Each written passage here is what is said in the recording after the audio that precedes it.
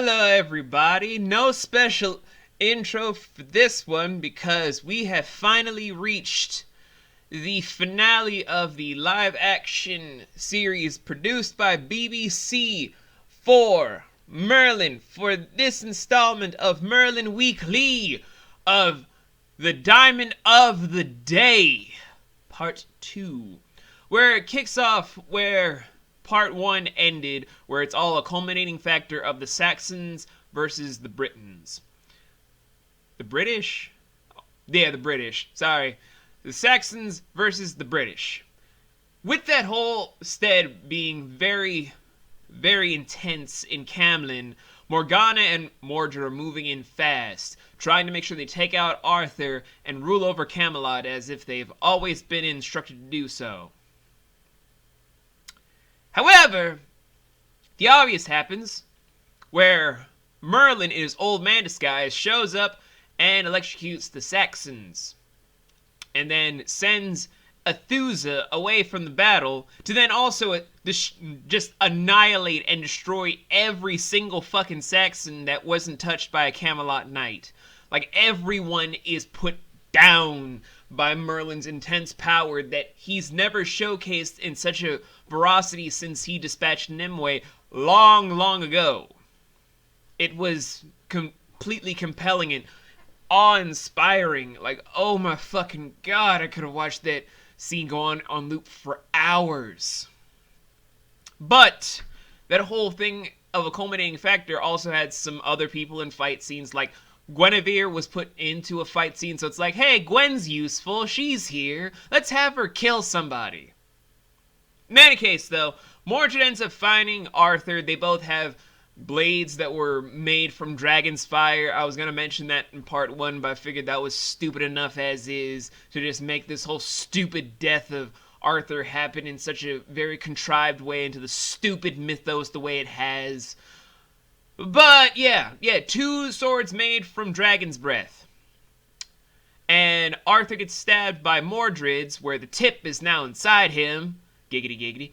And Mordred is just like, you brought this upon yourself. And the audience is just like, dude, you only went evil because of one episode from a character we had no idea about, had no real impact on the plot if you just erased her, and had nothing really to do substantial other than we had to get a character to make sure that you turn evil. Let's just get one person that you wanted to dick down, basically to turn you evil, because you have no other reason to join Morgana at this rate. We're going to go with that logic because, yeah, there was nothing substantial about Mordred turning evil, and his death scene was not satisfying because they could have done something a lot more beautiful with Mordred the more things go on, and I'm pissed off about that.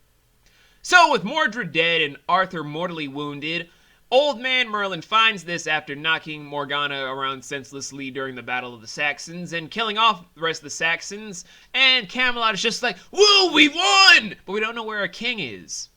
That's because Merlin is trying to save him, but he has no idea how to. And when Arthur comes to, it's just like, what happened? Where'd you come from? And then Arthur's being all like, Merlin, why are you crying over something? And Merlin's just like, well, you see, as I killed the Saxons and dispatched the dragon,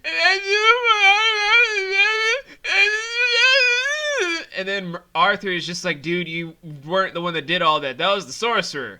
And then Merlin decides to do the one thing that took like a 5-year-old in the room to figure out. He just decided to tell Arthur that he was a sorcerer, and then proved it by using fire magic, one of the most complicatedly stupid methods of nature magic, to just make a fire dragon out of nothing. And then Arthur, being the dumbass that he is, just like, wait, sorcerer! Your kind should never existed! And I'm just like, you fucking racist.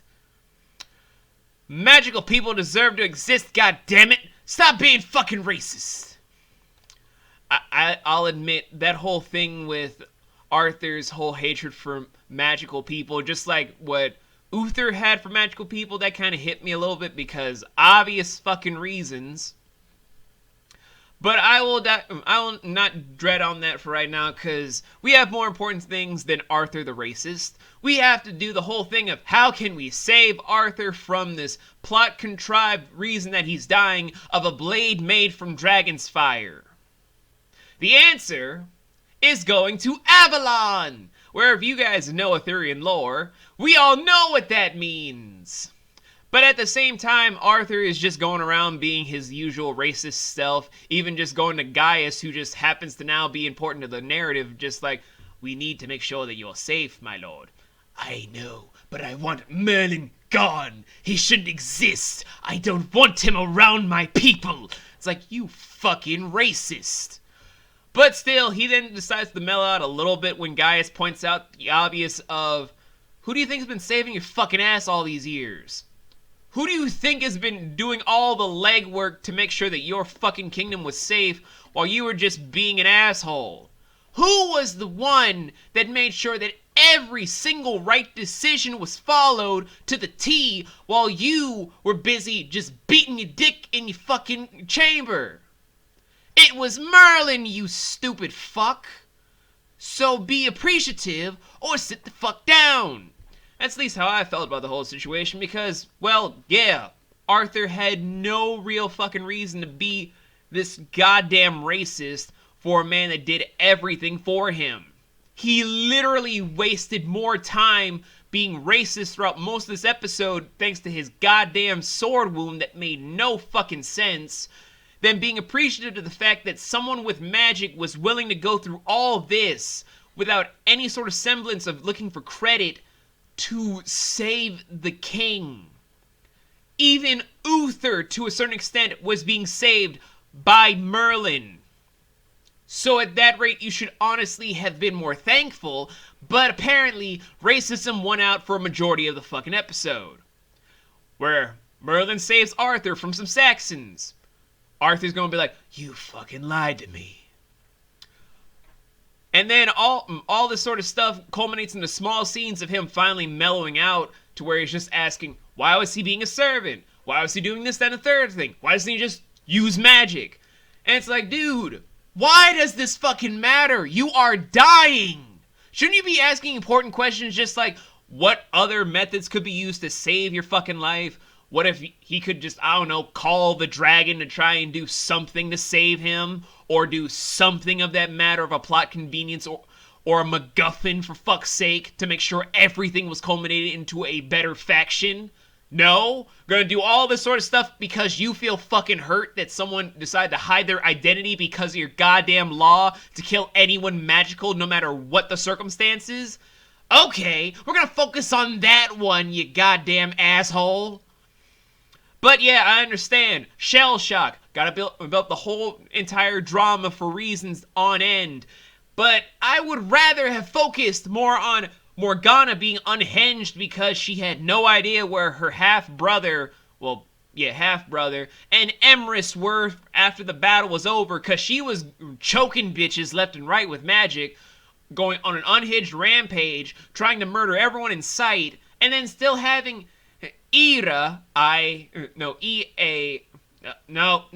E-I-R-A, I'm so pissed off I can't spell, as her spy in Camelot to be with Gawain, who, along with Gaius coming back to Camelot to tell fucking Guinevere where the hell Arthur actually is now just having Eira now being led into this thing where she gives Morgana the wrong information about where Arthur is, and she loses another spy. Because Gwen decides to have her hung, and then later on it's like, okay, cool, one less nuisance. Oh wait, what about Gawain and Percival? Because they still have screen time in this episode, so what are they gonna do? Well, after Gawain has found out that he's being lied to from his bang buddy, he decides to use Percival to try and track down Morgana to then lead to the big old climax of Morgana versus Merlin and Arthur. We all can figure out where the hell that goes, where Gawain is dead. I don't think that was that hard to figure out. Gawain is fucking dead. But Percival's alive, so yay, right? I fucking guess. But on that whole side of things of the big elephant in the room, you're probably all just trying to ask, but V, Since Arthur is now in shell shock about finding out that Merlin's a sorcerer, does that mean everyone in the cast now knows that Merlin was a sorcerer the whole time? The answer is no.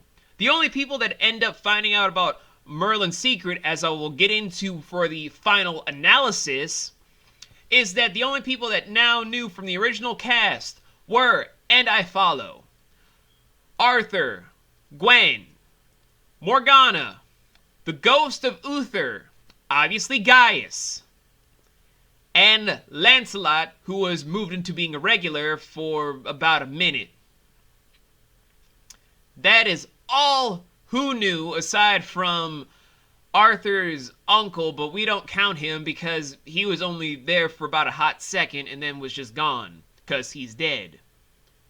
That is all of the things that was revealed to people. No one else fucking knew. So we're gonna put a pin in that and get back into the whole entire episode, where Arthur is now starting to finally mellow out and being like, Merlin, I want to finally say something I never said before after all these actions that you've done of saving the kingdom I don't know how many times.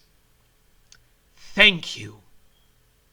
And then after seeing his sister get killed righteously because she was very, very unhinged and did not deserve to live that much longer because, honestly, her plotline was done. It was truly done.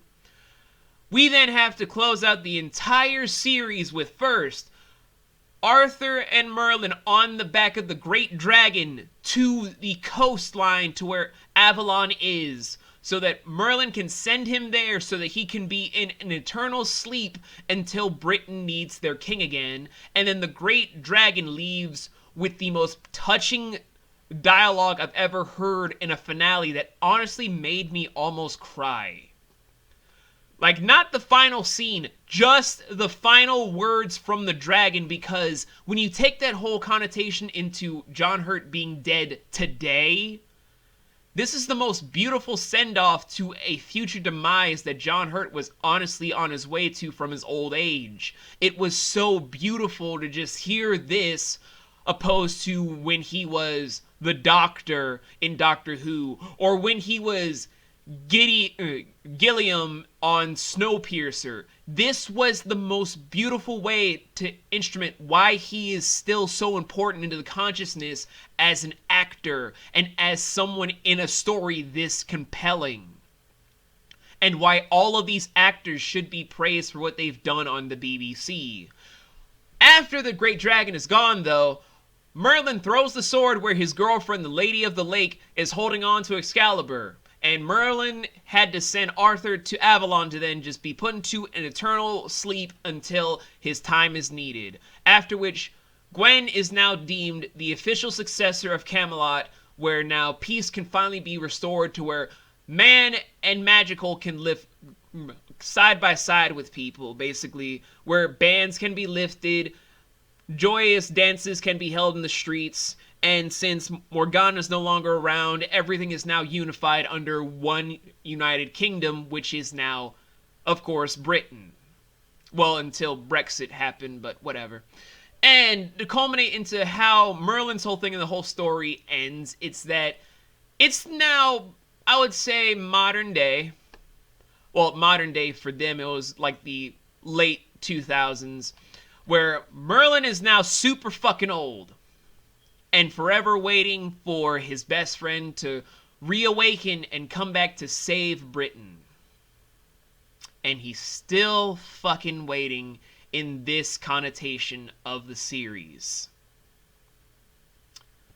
So yeah, that was the finale, or at least the scheduled finale for Merlin. Allow me to finally dissect my whole entire opinion into the Diamond of the Day, and why, although this is a great finale, although it's one of the best and strongest ways to end off a series this powerful for so many fans, why it fails in so many catalogs.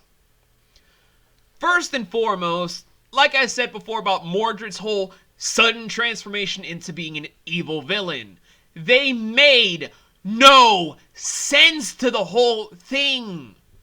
Mordred turning bad because his lay got killed. That is so weak of a connotation to make Mordred be the one to kill Arthur. If you wanted him to finally be evil, do something like they were trying to build for Morgana, because that at least made sense. Although it didn't have to be the way it was, since if you guys wanted to do a different pathway, there are the Arthurian lore notes where Morgana is not trying to kill Arthur anymore and is actually welcoming to her brother. Hell, you could have done a lot of other villains from Arthurian lore. The Green Knight, I've always said, would have been a stronger antagonist to end on because he cannot die in the original connotation. They could have written a way to have him be banished so that Camelot could finally be at peace and Ambion can be restored in all its glory, and even give Gawain an actual plot development to make him an actually good character rather than just the comic relief that just happened to have certain badass moments because they had to get rid of Lancelot. Another thing that irritated me about this was the fact of having Arthur only know Merlin's secret in one episode. Let me just break it down to you guys like this. We find out very early in the series that Arthur was born from magic. Straight the fuck up. Arthur is born of a magical human hybrid. He should have had a lot more of a stronger connection to the magical realm because of this. He should have immediately had more of a plot development around him knowing Merlin's secret and then them building on it, where although Arthur knows, he's still weary because of all the years that he's grown up with his inherited hatred, and where it could have culminated into this finale being more of, since Arthur now knows the secret and since he lost his powers temporarily, he'd want to journey with Merlin before going to Camlin so they can have that big moment, so they can have more intense scenes and we could feel more emotionally invested. But with this, it was too rushed. It was too haphazard. Nothing about this was well constructed, but merely rushed because, oh, our actors don't want to do this show anymore? How do we culminate this into a believable fashion? Oh wait, we don't have time! Let's just do it this way instead of doing this as a right way. I can't fucking stand shit like that because it's so irritating to the mind. And I wanted to love this, but then we gotta go into other factors. Another factor I wanted to ignore for a long time, which was Gawain's development. I've always thought that the Knights of the Round Table needed to be assembled into its entirety, instead of what we already had as a handful of actors. We could have had the entire Round Table, even having Sir Galahad, the Pure, the one that actually gets the Holy Grail for his Lord, his Majesty. We could have had so many other good developments and had more character stories to make them actually develop into more than what they were, rather than just the lunkheads, the people that just did things for plot convenience. But for all the knights I could list, all of them, even Elion, who was just made for the series, Gawain was the most shafted because they did not care. This finale only made him be a vehicle for plot development for other parts of the story. Gwen proving to be a good queen, have Era be the one that just fucks Gawain, gets the information to Morgana, and makes shit happen. All of a sudden having her be caught in the lie and then get executed. That had nothing to do for Gawain's development. And even when he had his final moments, it wasn't about him having a strong fight to the end. It was for him to be a pipe lay for Morgana versus Merlin and Arthur. They gave zero shits about their characters at this point, and that's infuriating to myself as a showrunner. I don't undermine my characters. I don't undermine the value about what people do in their shows or stories, or even what they do in films. So why should these people that get the big paychecks that I dream of fuck up this much for their own goddamn finale? And the last thing that pissed me off the most about this finale is the mere fact of it had too little good moments to be this bombastic. It had too little substance of true story to be considered an actual finale for something this grand. They had so many opportunities to make this show end up on a higher note than what they had. Could have negotiated for a big enough budget for what they had, thanks to the American and British audiences combined, to demand something this grandiose. Ended off on a higher note than any other show I've seen. Lost Girl, Bitten, Charmed, Buffy the Vampire Slayer, Smallville. Any fucking show they could have gone the extra mile for would be Merlin, but instead, they didn't. What we got was half-assed, haphazardly constructed, haphazardly written, and it is so infuriating that I wish I could hate this entire finale as much as I'm just dragging it into its own self-inflicted mud. But the thing of it is, this is kind of why I love Merlin to death. Even its weakest episodes, where if I at least feel this passionate about, it shows that it had the potential to be one of the greatest shows that we've ever seen in our lifetimes. We've always had shows that define a generation for a genre.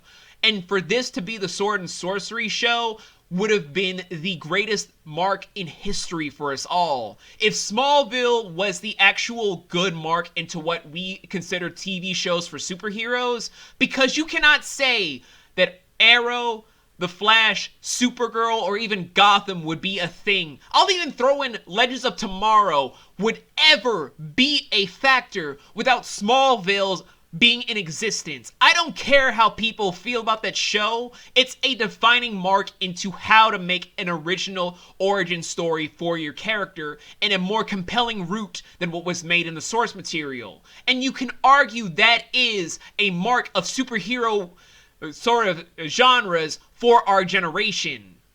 And Merlin could have been that for us in the Sword and Sorcery development. It had compelling characters, great storylines, amazing plot twists, and such gripping tales of woe and misery, and a lot of development that makes you honestly feel for these characters. But when the chips are down, it just decided to shit the bed, basically. And that makes me mad more than anything. I wanted this to be the end-all be-all. I wanted this to be the greatest upon greatest. I wanted this to be one of the most beautiful series to ever exist, to make a mark into this is how you make a story for anything in the realm of knights and wizards. Because we don't have that. We don't have that measure for anything in the story realms other than this. Well, except for, of course, Legend of the Seekers, but that's kind of like the better version of Game of Thrones, which in itself is like a gory, medieval, rapey sort of thing. I digress, though. This show could have been a lot more than what it set out to be. It could have been the greatest standard that anyone could have aspired for, and then some. But instead, we didn't receive that. What we received was something that lacked the courage to go the distance and be greater than what it has been. It could have been a lot greater than what it has become. It could have been the greatest measure to what we honestly sought out in this kind of fictional standpoint. But no. No, we instead got this. We instead got this. And although I wish I could say this was a long time coming, it's still painful. because I've loved this show since the very beginning. Oh god, so many feels. Okay. So, with that being said though, guys, this is the final live-action Merlin series, but you guys keep hearing me saying live action, live action. What the hell is going on? Well, if you guys are paying attention, I said that thanks to a subscriber of mine, of Leading Warright, I have been informed that fans have found an original script from what could have been the 6th season of Merlin. What could have been an expansion on the legend to where we sit today. It's like when DC made that comic book series to expand on where Smallville ended thanks to either executive decision or from viewership, to then just be, this is how Clark Kent became Superman after the events of the first 10 seasons into season 11 in the comic books. Instead, it's in the veins of a Sims machinima about the adventures after season 5 into season 6, where instead of it just being myself, I'm going to give the open rights to have Leading Warright, as well as, once I bring the name up, you two, since you guys have been long-term supporters of the channel, going through all this sort of stuff, to be the greatest people to encourage me to do this on a weekly series, week after week. I want you two to have the seat to help me go over the entire final series, even though it's fan-made. Queen of Legends and Leading Warright, if you guys want to go to my business email as soon as this video is released, I want you guys to come in with me on this entire journey into the final expansion of Merlin so that we can close out this honestly out of both respect and from appreciation from you guys showing nothing but pure support for what has become one of the greatest series I've ever done for a long, long time. And when we finally get down to it, guys, I will see you then. But until we get to that point, why don't we try and move Merlin to Thursdays for that, while Tuesdays, until I can find a way to look into Legend of the Seekers, I'll leave it up to you guys. Go in the comments below today about either Charmed or Buffy the Vampire Slayer, or even something really, really short to just fill up time of maybe Travelers or the new Legends of the Monkey King. Whatever show you guys feel like I would automatically love talking about on a weekly basis. Hit me up. I'll do it. No complaints. Thank you so much, guys, for joining me on this journey, and I will see you when the time comes. It has been a privilege to have known you, young Warlock. The story we have been a part of will live long in the minds of men.